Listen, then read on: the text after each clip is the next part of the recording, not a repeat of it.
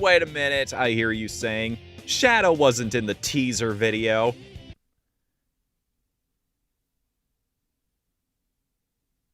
There he is. Sonic Adventure 2 is one of the games I've ever played. Its quality, or lack thereof, depending on who you ask, is something that's been talked about at length in too many opinion pieces and video essays to count. One thing that is for certain, though, is that it means a great deal to a great number of people. So much time and energy would not be warranted otherwise. My own experience, it was my personal introduction to the franchise. To me, SA2 is kind of like an indie game with a lot of heart and love, but without a team that has the skill and/or budget to fully realize their ideas. Like Blade Kitten or Malice. What? I acknowledge that it is a jank mess, a fundamentally flawed piece of art with a wonky engine, a clumsy story, some of the worst audio balancing ever put in a game. I didn't expect the inside of the mines to be like this. This is gonna be tougher than I thought. And yet, I love it regardless. Mostly due to the characters. It's a testament to the incredibly strong designs of the Sonic cast that this franchise can ride through even the bad times, the really, really bad times, through sheer, overwhelming charisma.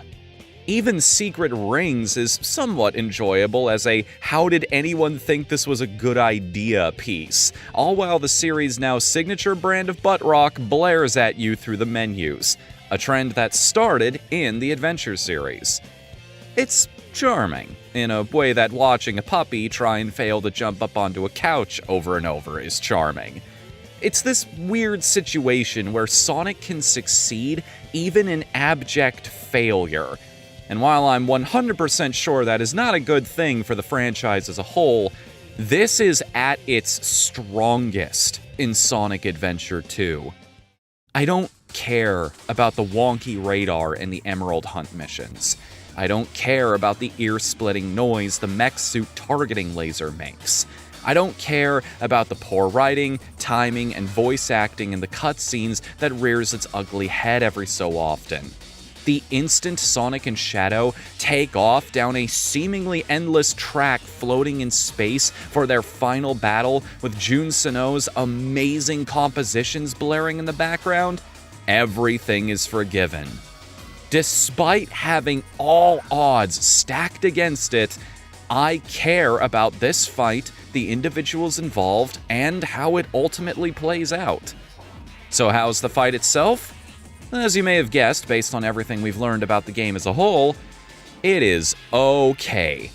There are two primary ways of damaging your opponent here, either by getting exceptionally good at timing your attacks in between their windows for a counter, or by, paradoxically, hanging back.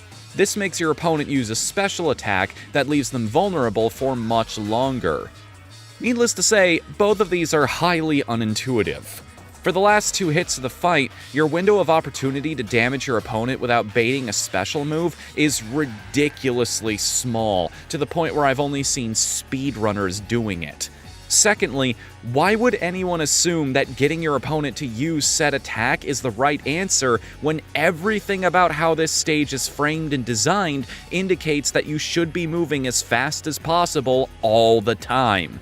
Never mind that this attack is stronger and more dangerous than the normal fare, indicating that it's a punishment for falling behind, but the platforms behind you and whoever you're fighting are constantly falling away, leading to an instant death in the cold reaches of space if you're exceptionally slow on the draw.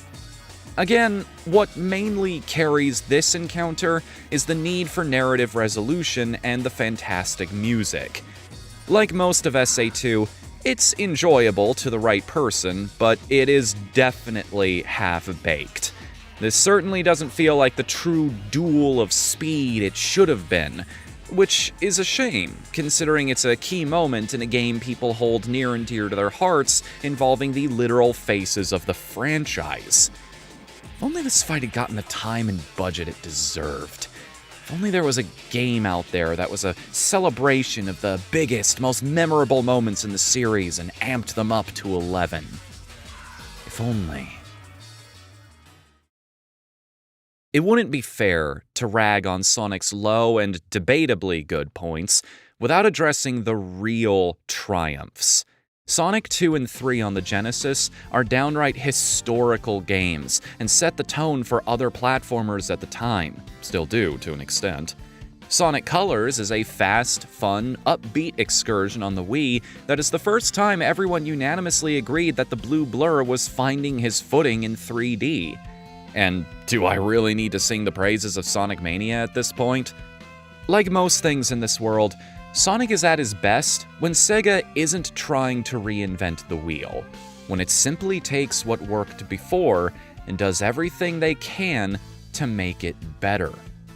That philosophy is at the core of what makes Sonic Generations so good. With a sparkly new engine that allows for sprawling 3D environments and all the best gameplay mechanics from throughout the series' history, including the beloved Turbo Boost meter, these stages both look and feel how you remember them through the haze of nostalgia and rose-colored glasses. Of course, the adventure games were going to be a centerpiece for a project like this. The sheer comical absurdity of the city escape level, now ending with the gun truck coming at you with buzzsaws before growing rockets and chasing you up the side of a building, shows that the team behind Generations was directly tapped in to what makes these games so enjoyable. And then there are the boss fights.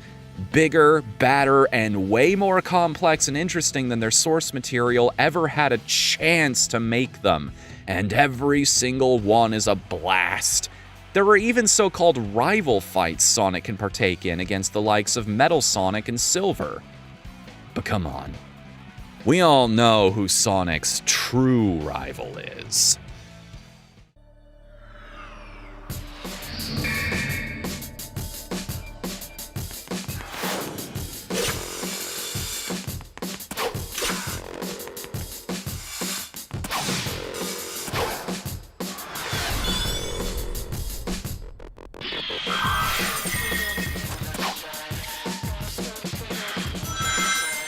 The core mechanic of this battle is this floating ball of energy circling the track you and Shadow are on. Whoever catches up to it first will receive a point of sorts, and the first to 2 points, 3 on hard mode, goes on the attack, getting a chance to drain their opponent's life to 0 and eliminate them. Immediately, this is an infinitely better realization of what SA2 was going for. The fight takes place a little over halfway through the game, and it emphasizes the skills you've built up about running as fast as you can, and asking you to perform with a wild new variable thrown in: Shadow. His boost can hurt you if you're not boosting yourself, pinball you around the track if you are, and similar to his original fight, will even start throwing chaos spears your way if you lag too far behind. And even that is improved by not interrupting gameplay with this dramatic "I'ma hit you with my big ultra super mega move" animation. But on the flip side, you can screw with him as well. Catch him outside of boost state and he's in front of you? A quick homing attack or boost of your own will cut him and his ring count down to size. The general layout of the track will stay the same every time you make a loop, but certain elements won't. A trail of rings might not be there. The space junk you smash to refill your boost power might be something you have to do without on the second pass. And you sure can't rely on Shadow ever being in a convenient spot when you need him to be. It's a true test of pure mechanical mastery as you constantly adjust your approach second by second to eke out just a bit more advantage over your opponent. Even if Shadow beats you to the energy ball twice, all is not lost. Instead, you have to quickly contend with a minefield of hazards laid in front of you, culminating in one more blast of chaos energy at the end that you dodge just in time. Even in this life or death state, you get a chance to feel awesome. And all while the theme song from Shadow's own game blares away, and anything that can incorporate elements of the Shadow the Hedgehog game and come out looking better for the decision deserves to be displayed in a freaking museum. And when you get 2 points of energy, the final phase begins. You start running down Shadow, breaking more rocks that become projectiles to slow him down with. Inch by inch, meteor by meteor, with the anthem of SA2 and kind of the series as a whole at this point jamming away, you catch up to Shadow. And I'll just let you take this all in.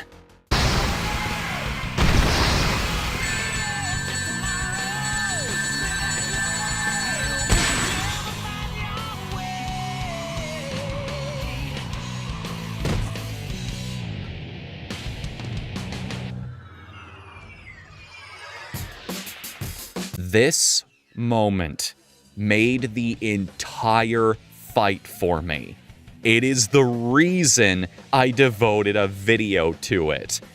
Like, everything else up to this point was good, obviously, but that finish, that finish is so well done that we're now going to go on a 2-minute diatribe about the principles of animation to explain why it's so good.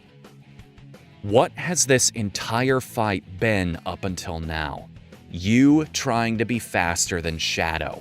To shove your skill down his stupid, smug, elitist throat and prove who's the best between you once and for all. And here, at the pinnacle of this back and forth, it's one last dash where Shadow is trying to outrun you in a very different way. You have all the power and control here. You can see the finish line in sight. And right as all that tension gets close to release, they send you down the same emotional journey again with how Shadow's rings start to deplete. Slowly at first, and then faster and faster, accelerating into this deluge of damage, until finally you bulldoze clean through him, sending him hurtling into the sky, really selling just how hard you hit him before Shadow comes crashing down to Earth with impacts so hard that I do not blame him for not continuing. Even that last little show of resistance he gives is a great character moment, showcasing just how strong and stubborn he is. His rings littered all over the track behind you, just a glittering monument to crushed egos and broken dreams. And you run on, your dust well and thoroughly eaten. This whole sequence is a masterclass in pacing. It's one of my favorite shots in all of video games, and is the perfect little bow to wrap up the best boss in Sonic Generations. There's a lot of discussion about fan service online. What it means, when it's appropriate, how it relates to censorship, yada yada. In my opinion, fan service simply means giving your fan base everything they want and more they never dared dream of having. Ashoka showing up in The Mandalorian? That's fan service. Shantae meeting her father in Pirate's Curse and getting to see what a human Roddy-Tops looked like? That's fan service. Rambo putting the horrors of his past behind him and finally finding peace during his ending in Mortal Kombat 11? Oh, that is definitely fan service. Sonic Generations is 110% the best kind of fan service. The kind done so well that even if you don't have a speck of an idea what a Splats the Bunny even is, it's still enjoyable. We may never get a Sonic Adventure 3, and quite frankly, I don't think they should try. The closest we ever got was Sonic Unleashed being called Sonic World Adventure in Japan, but at least here, we have a glimmer of what Sonic Adventure 2 could have been, or what a remake could be. One of the few things in the series that truly measures up to the love people have for it.